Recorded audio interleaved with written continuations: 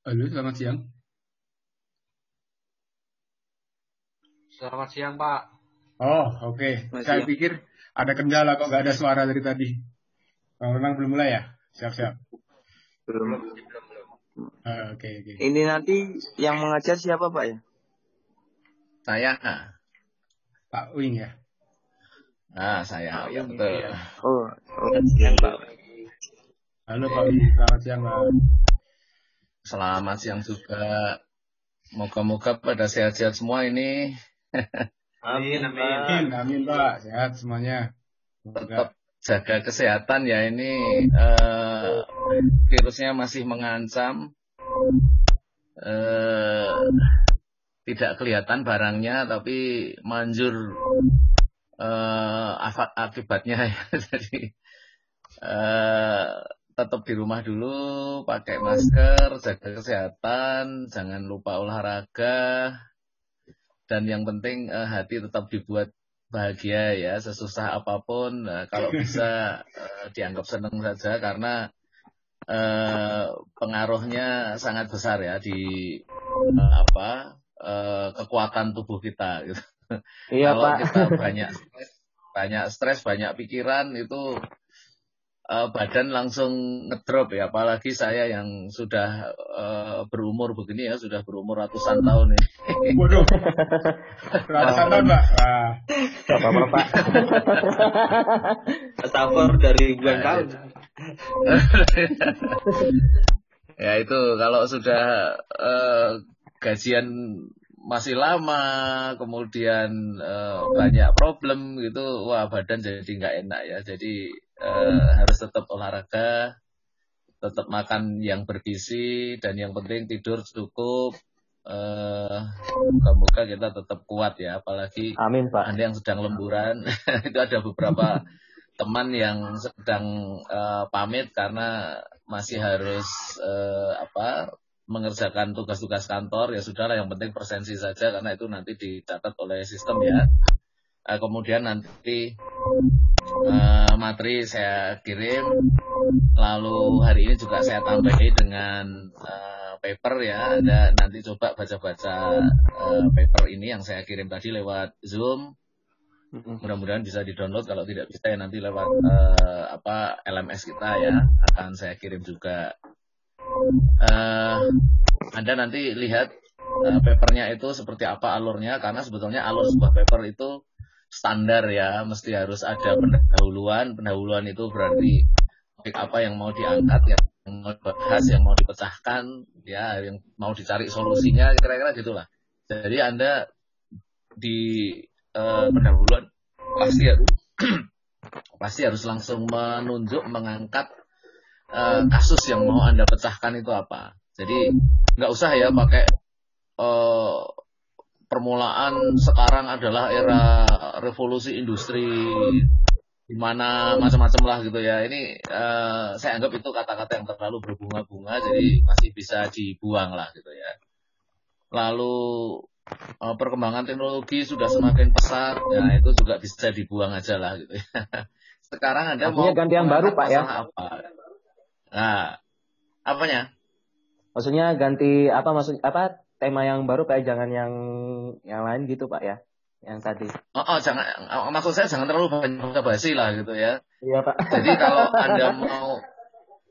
Anda mau bilang apa, katakanlah Anda mau mengevaluasi sebuah penerapan IT misalnya gitu ya. Anda bilang aja bahwa IT di dalam perusahaan bisa berjalan dengan baik, tapi bisa juga berjalan dengan gangguan. Untuk itu perlu diidentifikasi apa saja masalah yang mungkin timbul gitu ya.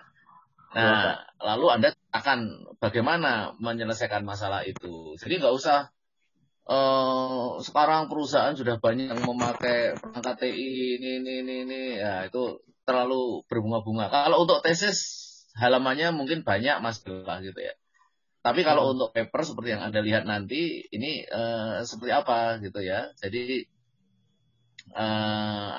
Anda masih bisa menggunakan paper ini untuk sekedar acuan. Saya tidak mengatakan paper ini baik, juga buruk, saya nggak tahu. Yang penting pasti ada perbaikan di beberapa tempat dan mungkin ada beberapa kekuatan di beberapa tempat juga. Gitu ya. Dan ingat bahwa paper ini halamannya biasanya terbatas, jadi memang sangat singkat gitu ya. Nah, hari ini saya juga akan menunjukkan beberapa saja problem di dalam IT audit yang nanti mungkin Anda bisa gunakan untuk mencari ide, menulis paper, atau syukur-syukur menulis tesis ya. Jadi kira-kira bagaimana saya nanti menerapkan IT audit ini di dalam paper atau di dalam tesis atau malah mungkin di kantor Anda kalau bisa gitu ya. Nah itu harapan saya seperti itu. Kalau tidak bisa menerapkan semua itu, ya minimal Anda tahu ada kebutuhan apa di dalam IT audit itu ya. Oke, nah saya mungkin akan kembali ke pertemuan kita yang dulu kalau sudah sempat saya tunjukin ya. Tapi kalau belum ya ini mungkin baru pertama kali. Sebentar dulu. Saya slideshow saja ya. Ini kadang-kadang desktop saya ini kadang nggak mau sembunyi sendiri. Gangguan Pak ya? Kadang-kadang begitu. Nah ini juga salah satu resiko IT ya. Gak apa-apa Pak, wajar Pak. Oke. Ini ada di stream di YouTube. Wah, keren juga ini. Nah, di YouTube Pak biar enak Pak. Jadi supaya bisa ngulangkan mahasiswanya, jadi saya bisa tahu isi materinya apa aja gitu. Oh, bisa diulang lagi ya? Iya Pak, kira-kira seperti itu Pak. Oke. Oke, sip. Ya. Nah ini ngapain sih kita butuh IT audit ya? Itu di perusahaan banyak mengalami risiko. Risiko ini beberapa contoh ya. Jadi misalnya saya tidak akan cerita semua, tapi Anda nanti bisa cari di Google kalau mau lebih detail ya. Ini 45% auditor with no plan to include social media risk in audit. Jadi di sini sosial media itu kan makhluk baru ya. Biasanya kita nggak pernah memasukkan unsur-unsur sosial media itu. Nah, tapi ternyata di sini hampir separuh auditor tidak memikirkan itu. Nah, kemudian ada lagi di sini misalnya 46% C-level executives, ya ini middle level executive lah ya, mengatakan bahwa kepuasan pelanggan itu sangat dipengaruhi oleh IT risk-nya itu. Jadi bukan IT-nya ya, tapi IT risk-nya. Jadi pelanggan itu menggunakan IT, mereka masih agak khawatir dengan keamanan datanya gitu. Ya, dan seterusnya. Ini nanti Anda lihat beberapa problem yang ada di dalam atau yang dihadapi oleh perusahaan. Nah, ini contoh lain lagi yang saya kutip dari Bank Indonesia ya. Ini Pak Wing. Ini ada presentasinya nggak Pak ya? Karena belum kelihatan presentasinya. Oke. Tadi saya matikan jadi saya ganti zoom ya. Lupa. Siap. Sorry. Soalnya slide-nya nggak kelihatan Pak, makanya kita nggak tahu. Ya sekarang udah Pak. Nggak enak kalau ngomong tok ya. Nggak seru. Nah, tadi yang saya tulis kalau ini nggak ya. ada ininya slide-nya juga kan biar bisa ini. Nah, ya Pak. Sekarang udah Pak. Nah, jadi tadi saya bingung Pak. Terima kasih. Bingung. Sama-sama, ayo. Nah, ini yang tadi saya katakan ya, itu risiko-risiko yang dihadapi oleh perusahaan itu ada, Anda bisa lihat di sini. Ini biasanya perusahaan-perusahaan seringkali tidak begitu waspada di sini gitu ya. Nah, ini contoh lain yang saya ambil dari BI. Ini yang di tengah ini adalah perusahaan-perusahaan kelas dunia yang boleh dibilang sangat sangat papan. Kita hampir tidak membayangkan mereka itu akan hilang dari muka bumi inilah gitu ya. Nah, ternyata ada risiko-risiko yang kalau Anda lihat ini agak aneh-aneh gitu ya. Agak aneh-aneh gitu. Misalnya Salomon Brothers ini adalah perusahaan konsultan keuangan yang cukup besar ya, tapi mereka bisa mengalami kegagalan sistem rekonsiliasi rekening. Jadi antar cabang itu bisa gagal sehingga keuangan mereka mawet lah gitu ya. Nah ini lalu sekarang mereka lenyap. Ini semua perusahaan ini lenyap dari muka bumi ini. Padahal ini perusahaan yang sangat besar dan bahkan sudah berumur hampir ratusan tahun ya, hampir ratusan tahun. Ini Lloyd Bank ini misalnya juga sudah sangat tua begitu ya. Tapi akhirnya perusahaan-perusahaan ini gagal. Gagalnya karena apa?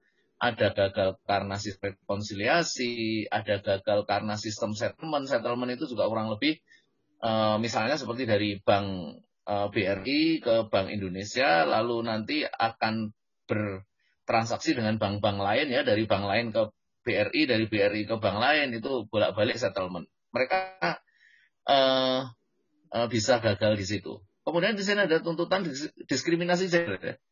Jadi hanya masalah gender sebetulnya itu kan sepertinya hanya masalah perselisihan antar golongan karyawan gitu ya, golongan hitam dan putih biasanya. Tapi ini ternyata akhirnya jadi membesar dan akhirnya jadi bubar usahanya. Lalu kalau Boni ya Bank of New York ini ya itu maklum karena dampak kerusakan aset setelah gedungnya, kantornya yang berada di World Trade Center di bom ya dengan pesawat. Lalu kemudian ada Morgan Grenfell, ini adalah transaksinya ilegal. Ini seperti Enron juga ya. Enron tuh Pertamina-nya Amerika ya, gede, kuat, sudah lama. Para petingginya juga para aktivis politik seperti di Indonesia mungkin ya. Jadi mereka akhirnya ketahuan melakukan transaksi ilegal ya dapat sanksi, tutup akhirnya dan seterusnya ini. Ya. Kalau Anda lihat ini resikonya macam-macam, tidak hanya sekedar IT-nya yang rusak gitu ya. Tidak sekedar IT-nya yang rusak atau IT-nya yang memble gitu. Nah, akhirnya perusahaan-perusahaan itu masih bertahan beberapa saat walaupun akhirnya itu lenyap ya. Di sini ada Bank of America lenyap, Bank of New York lenyap, Barings Bank lenyap karena mereka juga melakukan manipulasi transaksi. Ya. Padahal sudah ada rambu-rambunya yang cukup kuat kalau di Amerika gitu ya. Rambu-rambunya siapa yang menyusun? Yaitu ada COSO Internal Control dan COSO Enterprise Risk Management. Nah, bayangkan dengan rambu-rambu yang sudah sangat ketat, sangat kuat, dan sudah disosialisasi sejak tahun 1994 ya. Sampai sekarang ternyata masih ada risiko begitu juga ya. Jadi ada risiko dari regulasi yang risiko yang dicegah oleh regulasi, sama nanti risiko yang harus dicegah oleh perusahaan sendiri. Nah, jadi kalau Anda berada di perusahaan kecil ya, perusahaan saya kecil bangkrut ya biarin Pak gitu. Ya itu bisa juga ya, tapi ini perusahaan gede yang bayangkan seperti Pertamina atau seperti PLN itu kan di mata kita udah perusahaan yang nggak mungkin bangkrut lah gitu ya. Tapi nyatanya ya ini bisa bangkrut. Nah, lalu bagaimana supaya kita menghindari risiko-risiko itu? Kalau zaman dulu, mungkin Anda sempat punya pengalaman juga, risiko itu diidentifikasi per bidang. Jadi kalau di kampus lah katakanlah gitu ya, nanti risiko kuliah apa? Risiko kuliah ada sendiri, lampu mati, dosennya nggak bisa ngisi, lalu lemot, Pak. mahasiswanya, iya, mahasiswanya nggak bisa datang gitu kan. Nah jadi atau ya termasuk gedungnya roboh bisa juga gitu ya. Misalnya semua risiko itu ada. Jadi risiko kuliah itu. Nanti ada risiko ujian bagaimana, ada risiko keuangan bagaimana, ada risiko SDM-nya bagaimana, dan seterusnya ya, IT-nya bagaimana. Jadi risiko itu masih diidentifikasi per bidang. Nah mungkin Anda juga sekarang masih beranggapan bahwa, oke, kalau saya punya organisasi, saya punya perusahaan, bekerja di sini, risikonya saya identifikasi nanti lebih banyak per bidang gitu ya.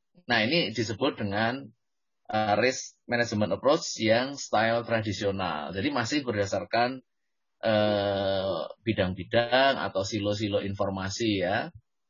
Nah ini tentu kurang keren kalau nanti kita lihat bahwa risiko ternyata tidak bisa diidentifikasi per bidang. Tadi kan seperti itu ya. Jadi bidang-bidang ini sudah kita lihat. Tapi ternyata risikonya itu cross ya, saling silang gitu. Jadi nggak bisa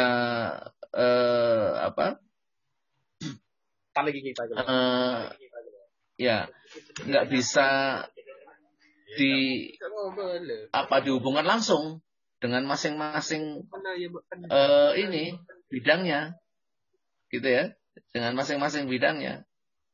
Nah, oleh karena itu pendekatan tradisional tadi sudah tidak cocok lagi, gitu ya, karena di bidang ini nanti ada risikonya, tapi risikonya ini juga nyangkut ke bidang-bidang yang lain.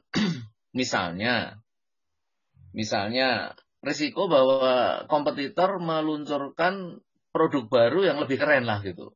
Nah, itu apakah risiko penjualan kita saja? Tentu tidak ya, karena kita juga punya produksi. Wah, produksi kita juga akan kena itu ya. Keuangan kita mungkin juga akan kena. Nah, oleh karena itu pendekatan tradisional menjadi tidak cocok. Ini nanti ketika Anda IT audit itu kan ada 2 pekerjaan sebetulnya ya, yaitu pekerjaan untuk menguji apakah ada kelemahan di dalam sistem kita, atau kita ingin menilai seberapa kuat atau seberapa tinggi IT kita gitu. Nah, jadi kita akan mengatasi itu tidak lagi cukup dengan traditional enterprise risk management. Nah, ini sekedar cerita untuk mendramatisir masalah. Kalau Anda nanti bisa membayangkan ya, ini sebetulnya kotak-kotak ini adalah berbagai upaya untuk mencegah terjadinya kerugian terhadap suatu event yang tidak sesuai dengan yang direncanakan, gitu ya. Nah, ini kalau di komputer itu ada macam-macam lah gitu ya. Jadi mulai dari kita pasang firewall dulu, jadi akses dari luar tidak mudah masuk ke dalam sistem kita. Tapi dengan firewall pun nanti masih bisa jebol gitu ya. Nah, nanti ada antivirus. Habis antivirus nanti ada password, habis ada password ada konfirmasi, misalnya begitu ya. Nah, di sini juga nanti kalau Anda baca ini pura-puranya adalah sistem kendaraan lah mungkin ya, sistem kendaraan. Jadi kalau kendaraan itu kita jalankan, ada acceleration, nah nanti ada risiko kita nabrak lah gitu ya, ada risiko kecelakaan. Supaya kita mengurangi atau menghindari risiko yang di kanan bawah ini, maka kita pasang beberapa lapis pengaman gitu ya. Yang pertama kita pasang kontrol, ya, alat kontrol, yaitu berupa rem. Kalau kita rem, nanti kita bisa menghindarkan diri dari kecelakaan itu. Nah, supaya remnya itu berjalan terus, nanti di sini kita perlu ngecek. Ya, setiap dicek, ini remnya masih pakem nggak, ya, remnya ada masalah nggak, lampu remnya nyala nggak, gitu ya. Itu pun mungkin masih bisa terlewati lagi. Maka kita harus melakukan pemeliharaan, ya, harus ganti oli, harus ganti kampas, harus cek selang-selangnya, misalnya begitu ya, dan seterusnya. Lalu itu pun masih bisa tembus ya, sudah kita periksa gitu, masih bisa gagal juga. Nah, jadi kalau kegagalan itu di sini berarti pencegahan 3 ini masih bisa terlewati. Katakanlah ini tidak sengaja kita tetap bisa mengalami celaka di sini. Itu karena apa? Setelah kita lihat, ada mechanical failure ya. Jadi untuk mencegah, oke lah, kecelakaan boleh, tapi masih ada sistem lain yang mencegah kita akan celaka. Misalnya ada sistem ABS, ada sistem interlock, ada sistem apa itu kalau mobil yang di uji coba itu ya kalau tabrakan yang hancur hanyalah di bagian kap mesin aja lah gitu, di sekitar mesin sehingga penumpang masih aman gitu ya. Nah ini kalau itu pun gagal ya kita nanti akan menerima akibatnya ya. Dan yang terakhir mungkin kita akan dilengkapi dengan airbag atau perantara agar kita tidak membentur benda keras yang lain. Nah, jadi sebetulnya yang namanya pencegahan terjadinya error itu tidak hanya satu ya, tidak hanya perlindungan yang kuat terus sudah. Kalau Anda lihat kemarin kasusnya Pak Denny Siregar yang datanya diungkap oleh oknumnya Telkomsel ya.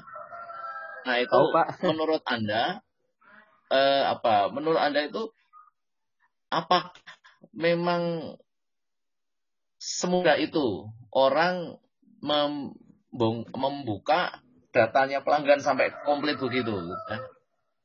Nah kalau memang iya begitu berarti agak ada problem dengan sistem itu gitu ya. Telkomsel kan dituntut oleh Pak Denny Siregar berapa tuh? 1,5 triliun ya. 1,5 triliun. Nah, nggak tahu itu beritanya bagaimana. Itu nanti kita tunggu aja. Kalau berhasil ya cukup keren juga itu ya. 1,5 triliun. Jadi nanti saya pengen juga buka data saya oleh oknumnya Telkomsel. Biasanya nanti juga nuntut tidak usah 1,5 triliun lah, 1 triliun aja lah nggak apa-apa gitu. Nah itu pasti perusahaan harus berjaga-jaga dengan berlapis-lapis sistem begini ya. Sekarang pertanyaannya begini, Anda bekerja di PLN. Nah sistem jualan pulsa itu, kalau Anda di PLN ya, kira-kira ada nggak karyawan PLN yang bisa melihat sistem jualan pulsa itu? Ya, kalau Anda bisa lihat sistem jualan pulsa, apa yang terjadi? Anda selaku karyawan PLN langsung ngisi pulsa di rumah gratis terus gitu ya. Nah ini bagaimana kita bisa mencegah supaya orang dalam ya tidak sampai menyalahgunakan wewenang itu. Belum lagi nanti di bank ya, bagaimana karyawan menyimpan duit dari satu tempat ke tempat lain itu kira-kira mereka bisa ngambil satu bendel nggak gitu ya. Nah, itu cara ngitungnya bagaimana itu adalah contoh-contoh yang rumit. Apalagi nanti IT kalau duit itu masih kelihatan. Oh ini beratnya tadi sekian kilo, sekarang begitu disimpan kok cuma sekian kilo, itu berarti ada kekurangan ya. Nah, tapi kalau seperti komputer, bayangin Anda kalau bisa tahu siapa admin networknya Amikom misalnya gitu ya. Nah, Anda jangan-jangan bisa kong kali kong dengan mereka mengubah nilai-nilai yang Anda dapat gitu kan. Istilahnya kayak di hacker gitu Pak ya. Nah bisa toh. Makanya apa ya. Ini dulu pengalaman saya ketika kuliah lah gitu ya. Ketika kuliah S1 dulu tahun lama ya, udah tahun 80 ya. Itu dosen pengawas dengan pengawas ujian itu di ruangan kan cukup ketat gitu ya. Cukup ketat. Tapi setelah kita lihat sistemnya, ada lubangnya. Yaitu bagaimana? Wah, dosen ini teman kayak orangnya alim ya, tidak nakal gitu. Nah, jadi sehabis ujian, ternyata oleh karyawan berkas-berkas soal ini akan disimpan dulu di prodi. Ditaruh di prodi. Baru nanti sore atau besok dibagi ke masing-masing ruang dosen atau ke kantor dosen. Nah setelah dilihat, oh ternyata di situ. Nah teman-teman yang nakal ini, dia mengubah jawaban dulu, pakai kertas lain gitu ya. Kertas lain. Lalu ketika datang ke prodinya itu, ada petugasnya, dia bilang, Pak ini tadi jawaban saya kok belum keambil gitu ya. Pak ini jawaban saya belum keambil, atau Pak jawaban saya ini keliru. Bukan tadi, harusnya ini. Nah, padahal dia sudah ngerjakan setelah ujian gitu kan, tanya teman-temannya gitu kan.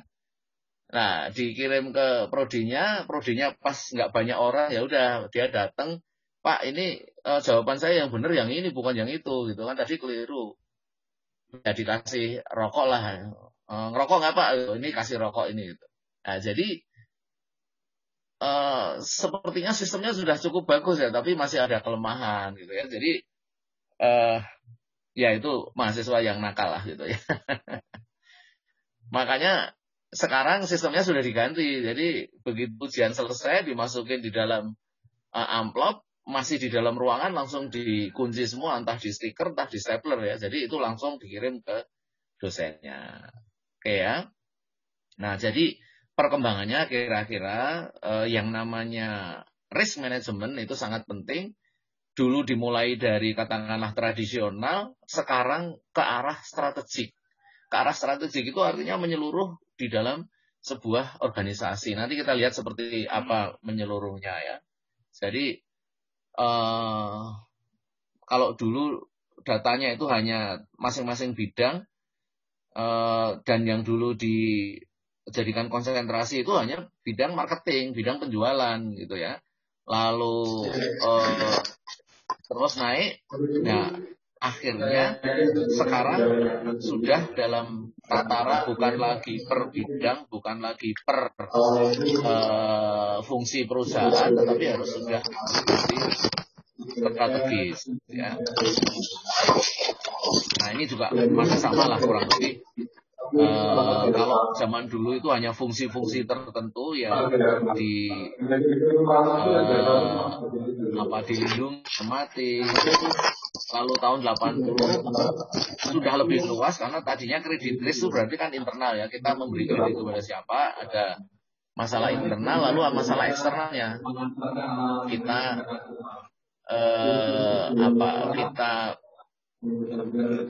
lindungi, kita cegah, tapi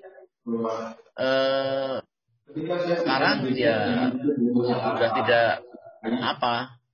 tidak cukup lagi sehingga harus sampai ke strategi. Jadi intinya itu. Jadi semakin luas ya. Oke, sampai di sini apakah ada yang ingin ditanyakan dulu? Kalau ada yang ingin ditanyakan, nanti saya jawab dulu. Kalau enggak, saya teruskan ya. Saya teruskan. Intinya sama ya, jadi ada tradisional tadi dengan yang baru apa nanti kita lihat di kosonya sekalian.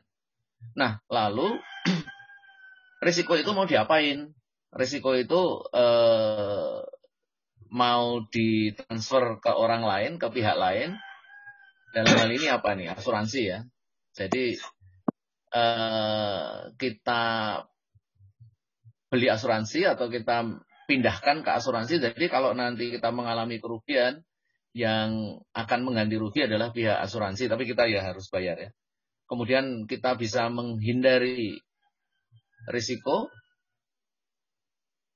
jangan sampai terjadi, gampang itu. Kalau Anda tidak ingin patah hati, jangan pacaran kan gitu ya. Kalau Anda tidak ingin gagal kuliah, nggak usah kuliah, itu kan nggak ada risikonya ya. Oke, kemudian ada reducing risiko, jadi ini mengurangi risiko. Kalau Anda ingin mengurangi risiko kegagalan kuliah, ya perbaiki proses Anda kuliah kan gitu ya, harus belajar, harus latihan, harus cari informasi, harus diskusi dengan teman-teman. Nah, itu saya kira risikonya akan semakin kecil. Kemudian apa boleh buat? Yang keempat adalah kita hadapi risiko itu. Apa boleh buat? Misalnya, bagaimana Pak kalau perusahaan ini nanti nggak ada pembelinya? Ya itu di masa pandemi itu sudah terjadi ya, banyak perusahaan yang akhirnya tutup. Tuh. Jadi mana yang harus kita terima, mana yang harus kita kurangi, mana yang harus kita hindari, mana yang harus kita pindah, ada identifikasinya sendiri.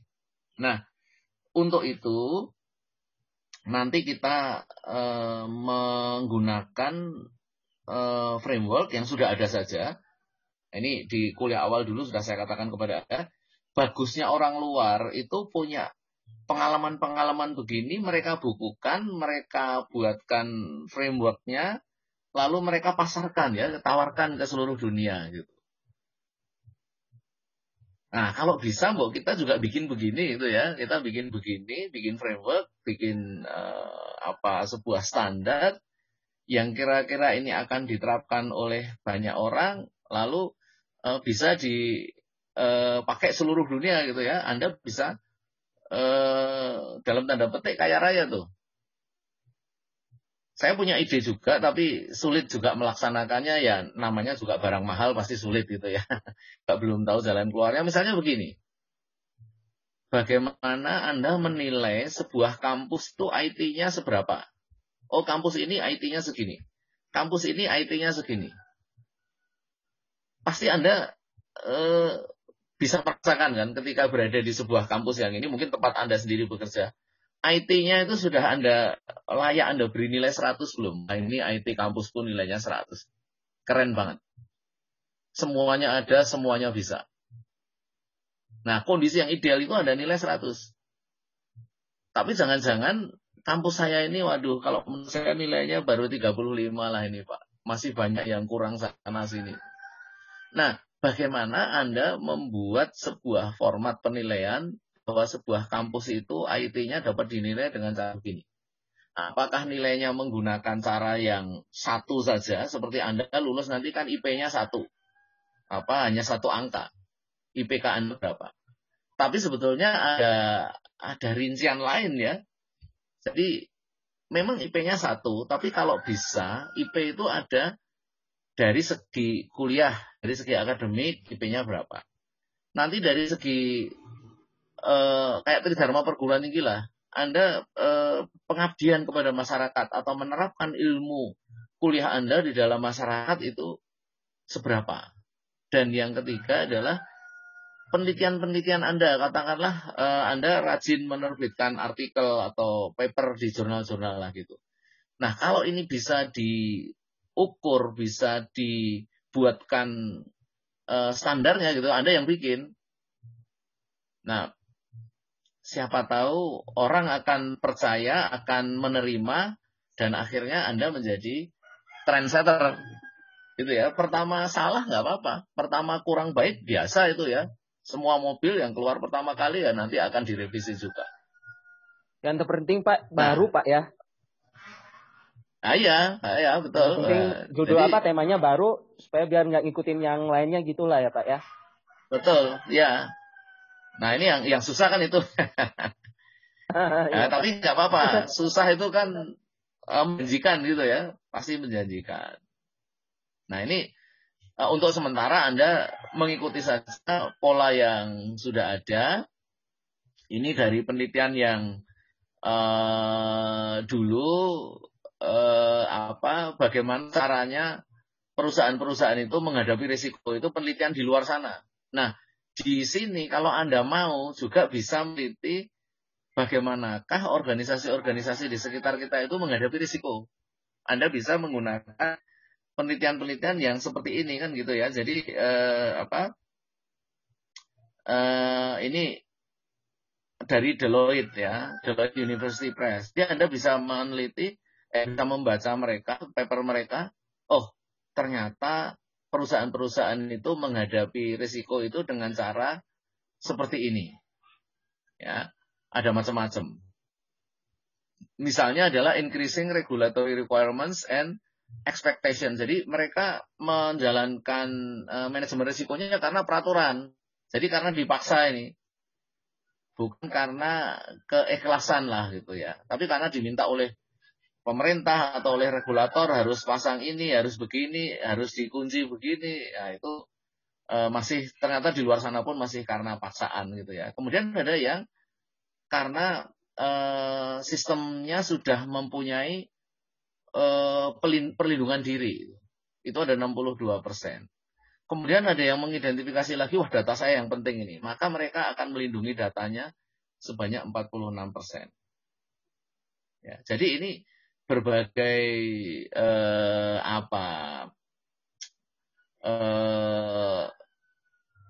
asumsi yang diambil oleh para manajemen perusahaan dalam menghadapi risiko yang mereka hadapi gitu ya.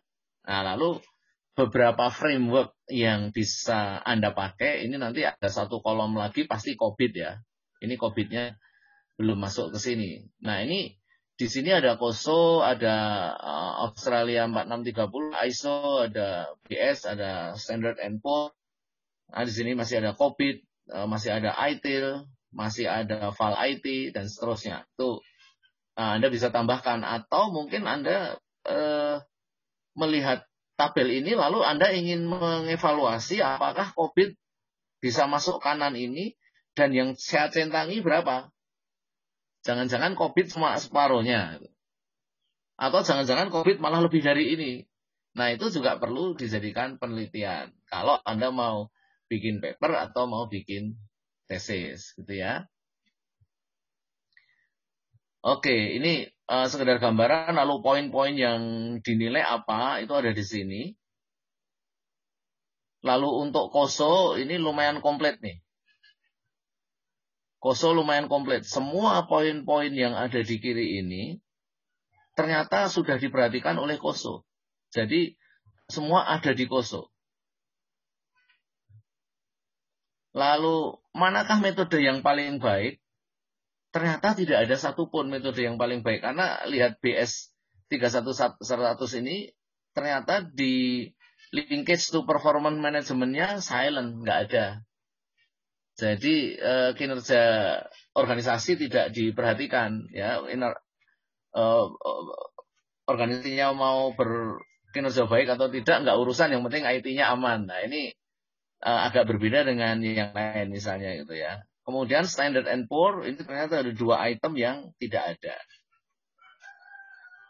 Nah, kalau Anda mau melengkapi tabel ini dengan kolom baru, misalnya COVID 5 dan COVID 2019 misalnya. Anda akan baca satu-satu. Yang di COVID 5 itu governance structure ada nggak? Di bagian yang mana? Oh, di COVID 5 ada centang. Di COVID 2019 ada nggak? Ada lagi, Pak, centang lagi. Nah, yang ini apa? Oh, ini ada, yang ini nggak ada. Berarti yang nggak ada jangan dicentang. Nah, ketika Anda menulis tesis, mungkin kalau harus meneliti semua ini terlalu lama gitu ya, terlalu berat. Mending bagi-bagi aja dengan teman. Risk Management Culture and Governance Anda kerjakan. Batasan masalah Anda di sini. Teman yang lain nanti akan membahas risk and control. Teman yang lain nanti akan membahas emerging risk dan strategy risk. Karena masing-masing mungkin terlalu sedikit gitu ya. Kalau satu-satu terlalu sedikit. Nah, kalau tadi Anda mau menambah ini lalu di kolom kanan ini katakanlah ada COVID.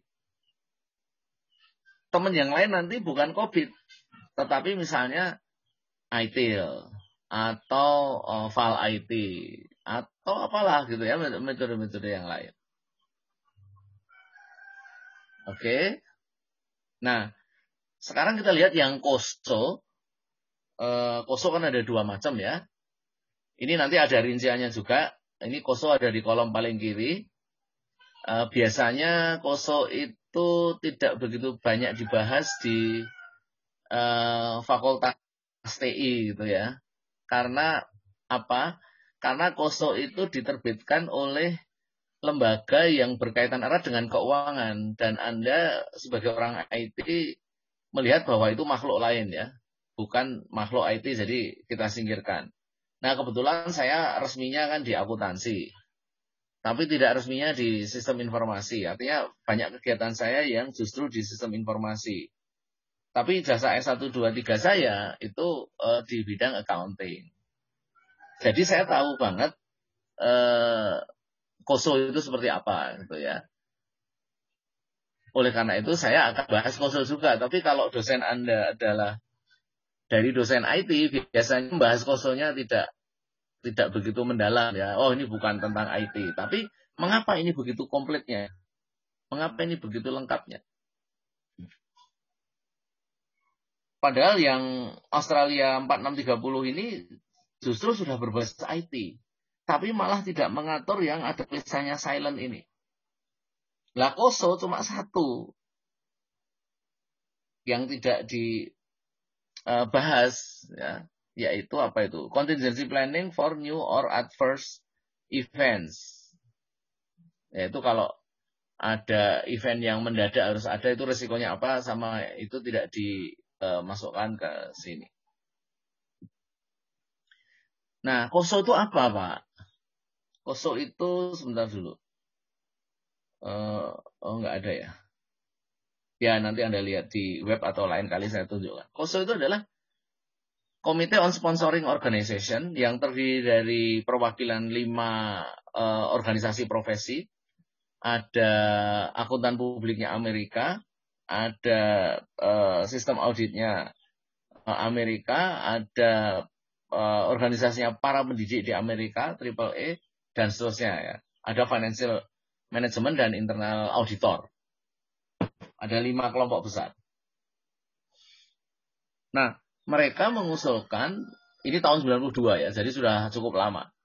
Tapi bukan berarti itu lalu dihapus untuk sekarang, tidak ya. Tapi walaupun masih sudah ada yang baru, yaitu Enterprise Risk Management, yang merupakan sebetulnya perubahan dari ini, perbaikan dari ini. Tapi ini sendiri ternyata masih banyak yang pakai, jadi orang masih males untuk pindah ke Enterprise Risk Management. Nah, di situ Anda sebenarnya juga bisa mengadakan penelitian ya, mengapa perusahaan tidak segera menerapkan Enterprise Risk Management.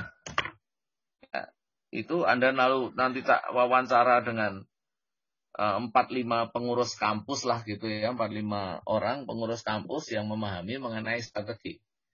Lalu Anda cocokkan, kenapa sih mereka nggak mau? Karena kita nanti malas pindahnya gitu ya. Oke, berarti problemnya adalah malas pindahannya. Saya ajari baca sedikit aja ya.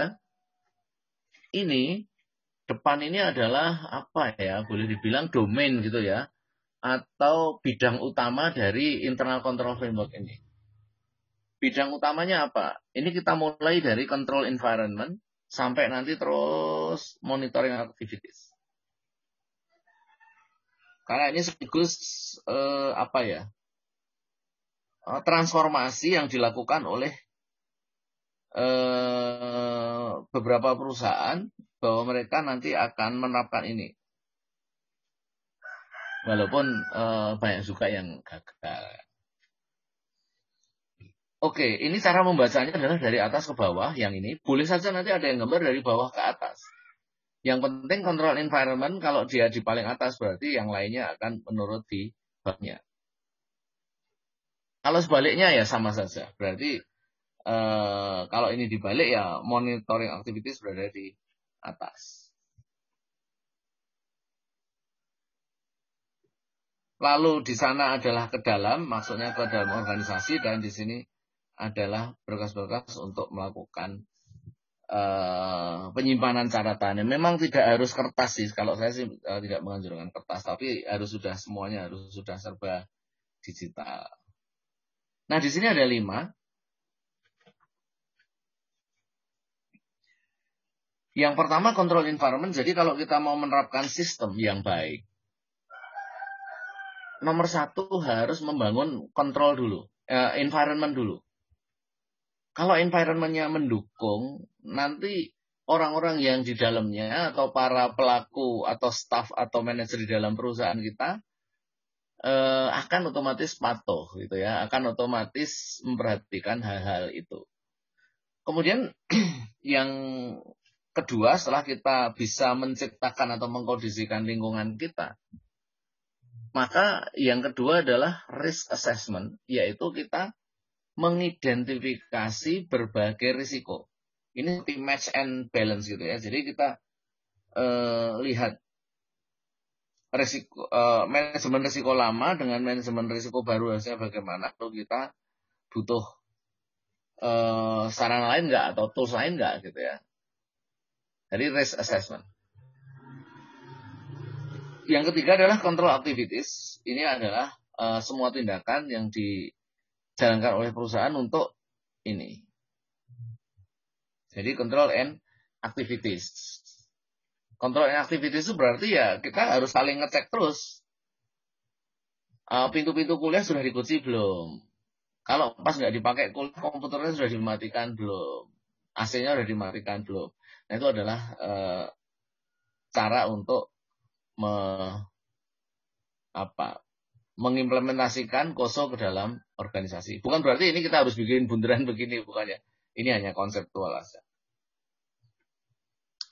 Kemudian information and communication, berarti apa yang kita lakukan di atas atau kita lakukan terhadap semua karyawan kita dan manajer kita. Harus ada pemberitahuan ke pihak-pihak lain di dalam perusahaan. Jadi jangan sampai orang-orang di dalam perusahaan nggak ngerti ya. Makanya mereka harus paham banget ini maksudnya apa. Habis itu kita memang harusnya cukup masuk ke situ tadi, masuk ke sini ya. Kontrol itu nanti seperti apa, menerima beban dari mana saja, semua sudah ada pedomannya di sini. Dan yang terakhir adalah monitoring aktivitas terhadap semua layanan IT yang dilakukan di dalam perusahaan. Oke, saya minum sebentar ya. Kalau Anda punya pertanyaan, tolong disiapkan.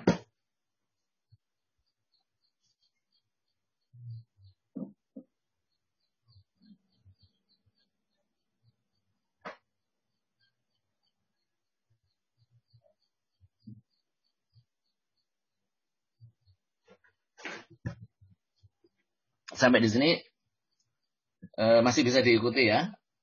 Nah, framework ini nanti masih harus dibagi ke dalam 3 kelompok, yaitu operations, apa yang dijalankan sehari-hari itu oleh perusahaan atau organisasi. Kemudian ada reporting, semua pelaporan itu nanti juga pelaporan ini harus mengikuti framework ini. Ada reporting, nanti ada control environment terhadap reporting. Butuh data yang setiap saat bisa diakses, Pak. Oke, data harus bisa diakses. Lalu butuh pengolahan informasi di situ, Pak. Bukan hanya pengolahan data, berarti harus disediakan fasilitas untuk itu. Nanti harus disebarkan ke masing-masing anggota manajemen, Pak. Oke, kita siapkan di situ. Jadi kontrol environment-nya ini sudah cukup lengkap. Lalu nanti diidentifikasi apa, kontrolnya apa, dan seterusnya sampai ke monitoring activities.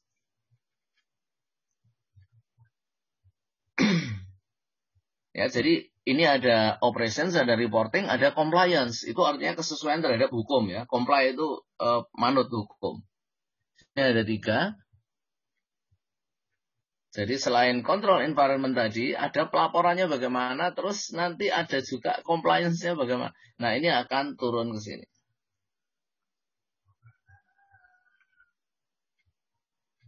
Jadi masing-masing sekarang Anda sudah punya domainnya, yang depan itu pasti salah satu, yang di sana pasti salah 3. Yaitu salah 1, 2, 3. Kemudian kalau perusahaan punya beberapa level unit usaha, ya ini mulai dari entity level. Kalau perusahaannya gede ya mungkin di lokasi-lokasi yang memang dimungkinkan untuk itu. Kemudian nanti ada divisi, ya ada operating unit, dan terakhir ada function. Function itu ya fungsi sumber daya manusia. Nah, sampai di sini berarti Anda bisa melihat bahwa framework ini dimulai dari yang kuning ini ya, control environment dan seterusnya. Nanti ada rincian ini untuk yang untuk kesesuaian hukum apa, yang untuk reporting apa, yang untuk operation atau kegiatan perusahaan apa. Sehingga kalau Anda menjadi konsultan sebuah perusahaan atau Anda ingin menjadikan kampus Anda punya strategi yang keren lah gitu ya, Anda bisa mengacu ke ini. Terus nanti Anda isi di masing-masing bidang ini kesiapannya bagaimana. Kesiapannya bagaimana sehingga ketika nanti dijalankan jangan sampai gagal di tengah jalan gitu ya. Lah bagaimana caranya harus menggunakan framework-framework seperti ini.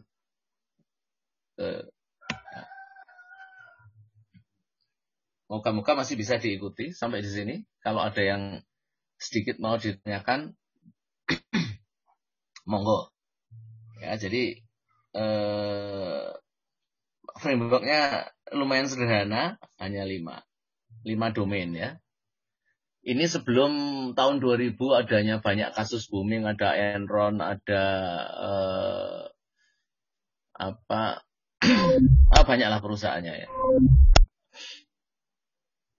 Waktu itu banyak .com. Nah, karena standar ini dibuat tahun 92 sampai 94 gitu ya.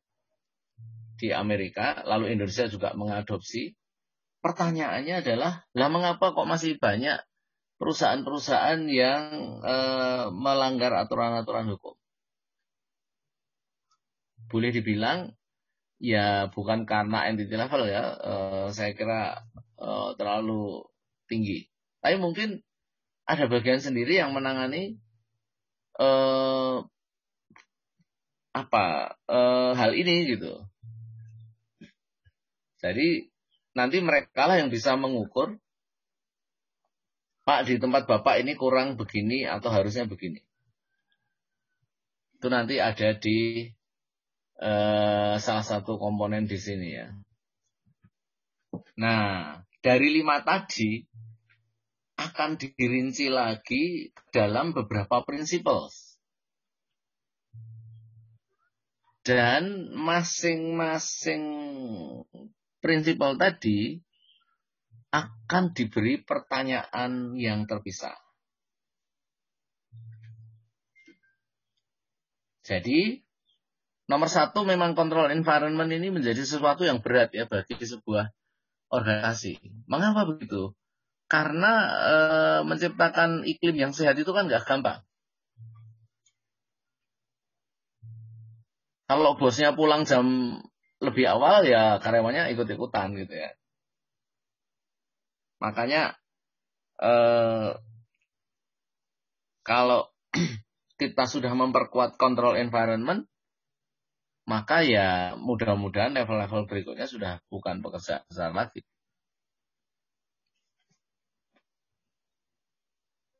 Apa Pak misalnya? Nah ini tadi ya, control environment. Itu ada sekian ya.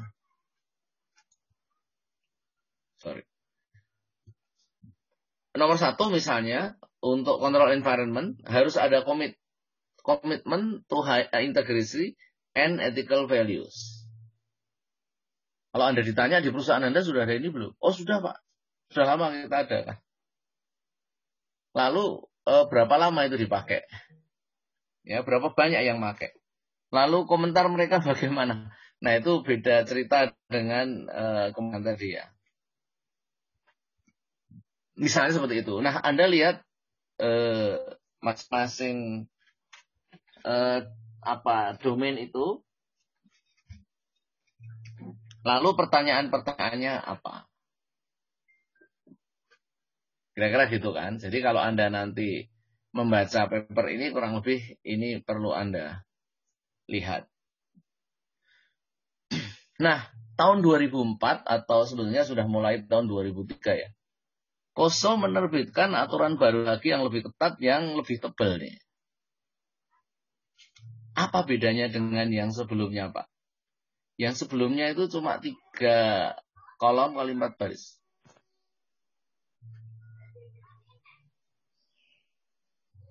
Bentar, saya kok agak gatel dari tadi. Ya. Jadi tadinya ada 5 ini. Ternyata tahun 2000-an jebol ya. Tahun 2000-an jebol. Sehingga direvisilah menjadi Enterprise Risk Management. Jadi pada waktu dulu ini namanya Internal Control Framework. Di angkatan ini lebih komplit lagi. Yang tadinya 5 sekarang menjadi 8. Di atas yang tadinya 4 sekarang jadi 8. Lalu apa Pak yang dirinci? Yang dirinci adalah di aturan yang lama, risk assessment cuma 1. Sekarang Anda lihat, risk assessment itu diterjemahkan ke dalam 1, 2, 3.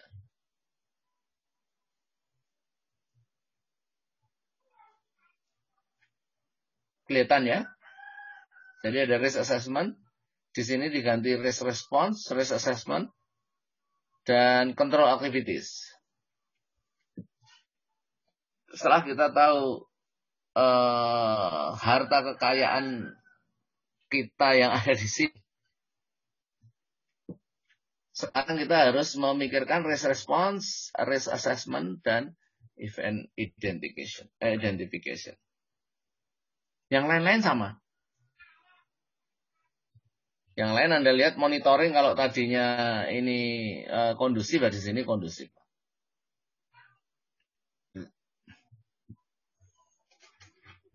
Jadi risk assessment ini jadi 1, 2, 3, 4.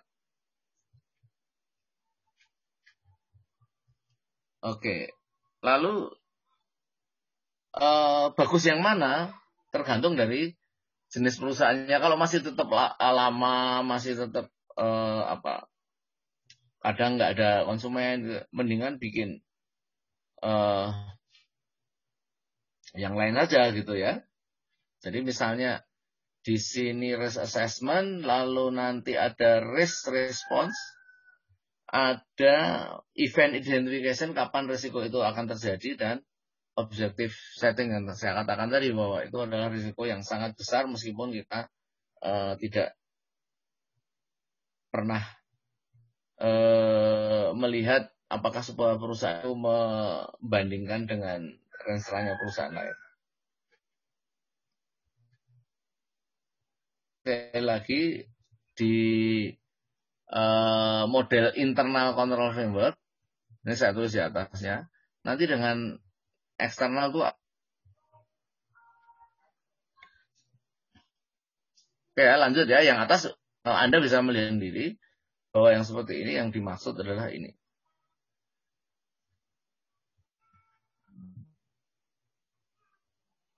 Mudah-mudahan nggak ada masalah. Cuma nanti saudara mungkin harus ngapalin ya. Ini masuk kemana, ini masuk kemana. Nah, ini cuma sekedar penutup ya, bukan materi pokok kita. Materi pokok kita tadi itu sistem informasi itu nanti seperti apa, dan nanti akhirnya ada di sini. Yang lain-lain sama. Control environment, dengan control environment sama. Risk assessment ini diganti dengan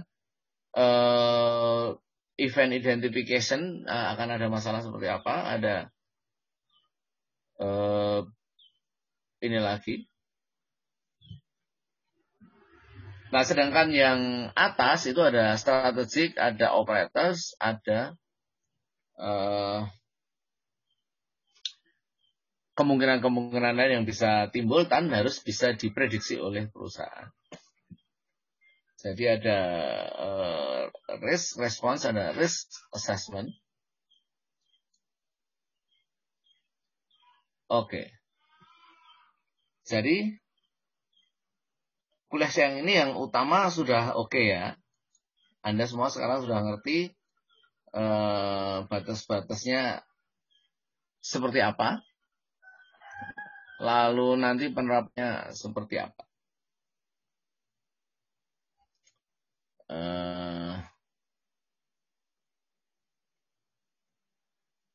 Ya, ini yang internal control framework sebetulnya yang tahun kiri ya, yang 92. Ini adalah yang tahun 2004. Yang ini pun, yang 92 ini pun, tahun 2007 kemarin masih juga ada update-nya dengan gambar yang sama. Saya punya contoh tadi di mana?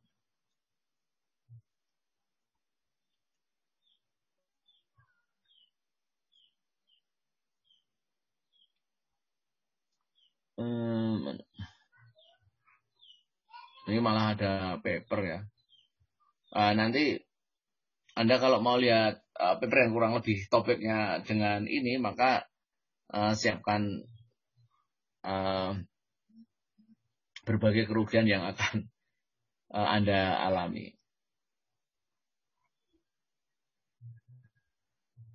Oh, nggak bisa. Oke. Jadi secara konseptual ada. Nah, lalu sekarang bagaimana kalau saya harus memakai aplikasi ponselnya, Pak?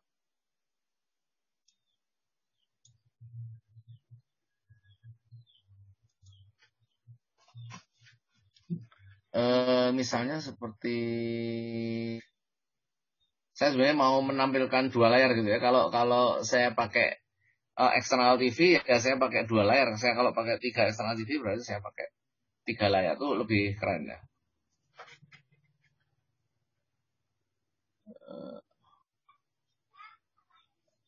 Nah, nanti di sini Anda akan banyak belajar tentang akuntansi, tapi mungkin saya akan mempersilahkan Anda untuk menyiapkan diri dulu.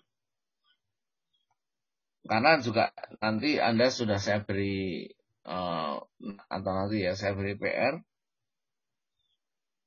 coba dikerjakan sendiri dulu. Oke, sampai di sini bisa diikuti, moga-moga ya. Lalu audit itu sendiri sebenarnya apa sih, Pak? Saya sering dengar istilah audit.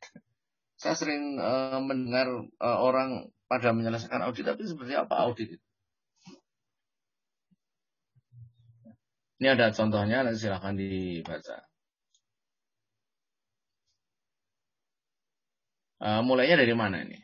Ya, mulai dari bawah. Ini adalah transaction processing system yang mencatat semua sistem secara elektronik, dikirim ke bank datanya, baru ke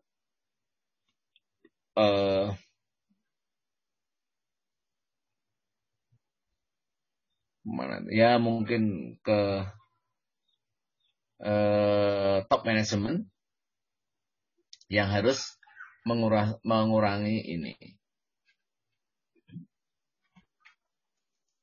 Semakin ke atas semakin strategik lah gitu ya. Rumusnya kan begitu. Semakin ke bawah ya semakin operasional lah. Maka kalau bekerja jadi manajer bawah ya nanti resikonya Anda punya penghasilan UMR ya, padahal tugas Anda menyusun strategi itu. Strategi itu kan rumit ya, jangka panjang. Tapi ya kita melakukan aktivitas tidak semuanya harus berujung pada duit gitu ya. Kalau bisa yang lain. Nah, ini ada tim yang manajemen tim yang bagus. Oke. Lalu bagaimana proses melakukan risk management yang merupakan bagian dari sistem informasi strategis ini? Ya pakai lingkaran-lingkaran begini.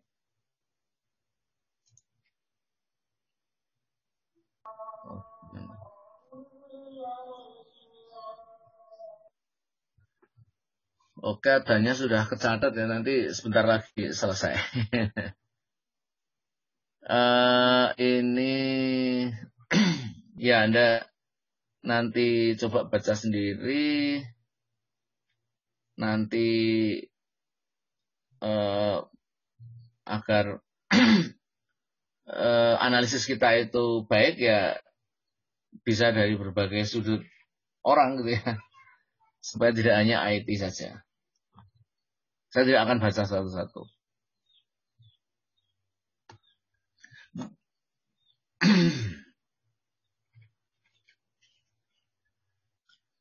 Oke, lalu mana?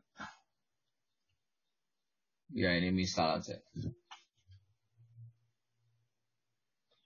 Ini misal kita mau menguji risiko apakah tinggi atau rendah. Nah, kita lihat di sini.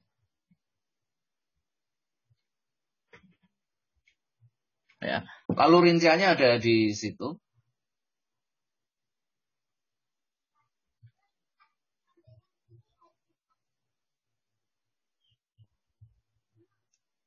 Jadi misalnya perusahaan akan mencari uang segini.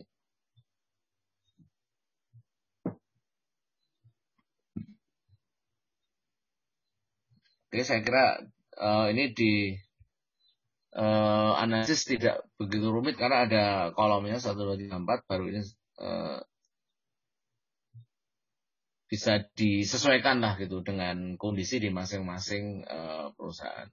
Asal penyesuaiannya jangan terlalu jauh, jangan terlalu menyimpang ya.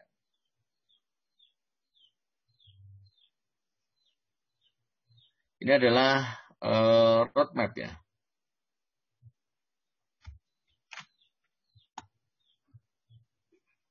Nanti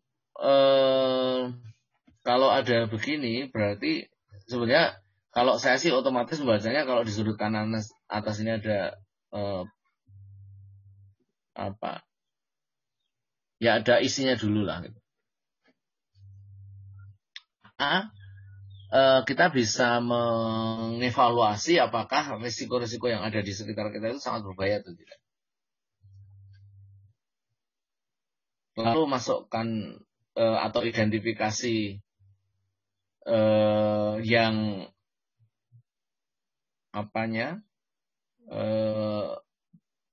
katakanlah nilai jenis informasinya mana yang paling mahal, mana yang paling murah. Kita harus bisa memperhatikan itu. Nah ini di sini beberapa item seperti kurang bisa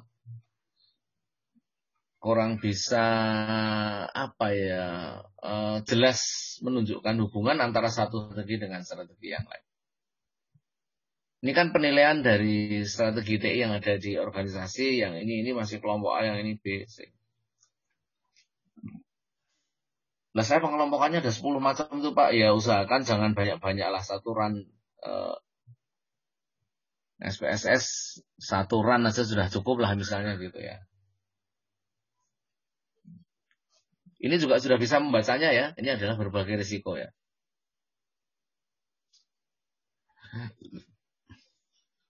Ya, ini bisa Anda lihat satu persatunya. Saya tutup bisa nggak ya? Ya wis, nggak apa-apa. Itu contohin dari penerapan COVID ya.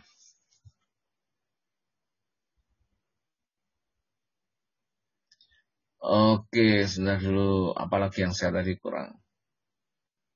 Ya, itu untuk proses transfernya.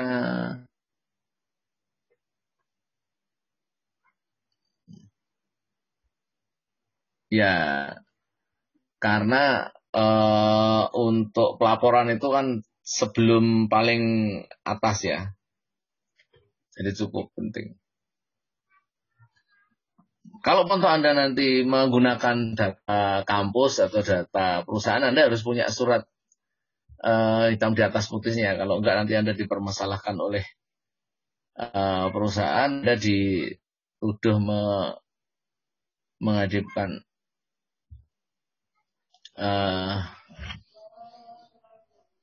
sebuah role begitu ya.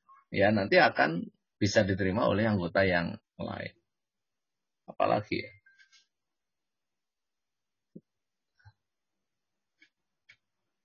Ya, saya kira kalau Anda bisa menangkap apa yang saya jelaskan, yaitu kita sudah membahas salah satu framework yang cukup gede, yaitu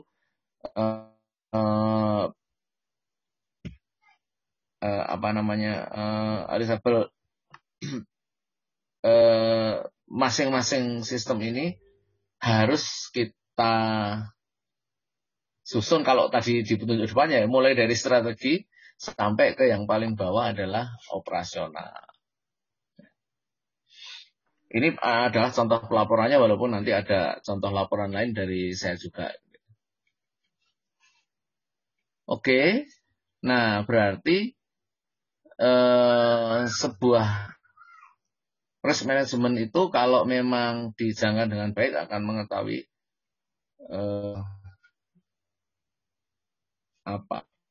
makhluk yang jadi mainannya para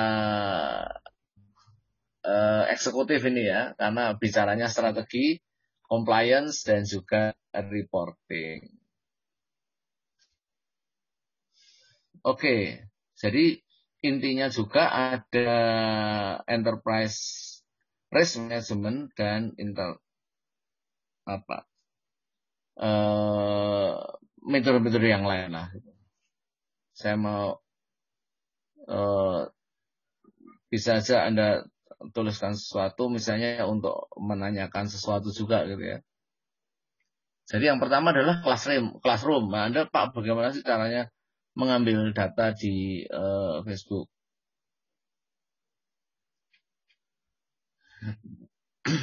Demikian juga kalau usulannya apakah berasal dari atas terus Pak? Enggak juga, bisa aja dari bawah ya. Tergantung kebutuhan.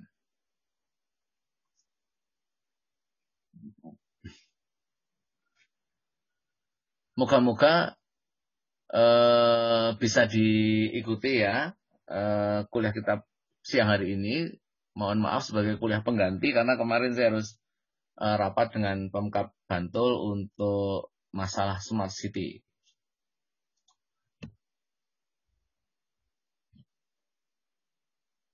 Oke. Kemudian sudah oke semua ya. Oke Pak, aman. Nah, kalau oke, sementara dari saya itu dulu. Nanti saya punya soal latihan untuk coba-coba ya. Nanti saya kirim ke Anda gitu ya. Lewat LS. Oke, jangan lupa untuk presensi. Saya akan menggunakan juga jawaban Anda ini untuk kalau ditanya daftar presensinya ya. Jadi saya akan menggunakan data Anda di sini. Cuma kelemahannya moga-moga tidak ada nama Anda yang sama ya. Kalau yang ada nama yang sama repot. Oke, karena sudah aman dan di beberapa daerah sudah adzan asar itu tadi ya. Kita cukupkan dulu kuliah kita sampai di sini. Selamat sore. Tetap jaga kesehatan. Ya, jangan sampai. Oke. Terima kasih banyak Pak. Sama-sama. Terima kasih Pak. Terima kasih Pak. Sama-sama. Nanti materi saya share ya. Oke. Oke.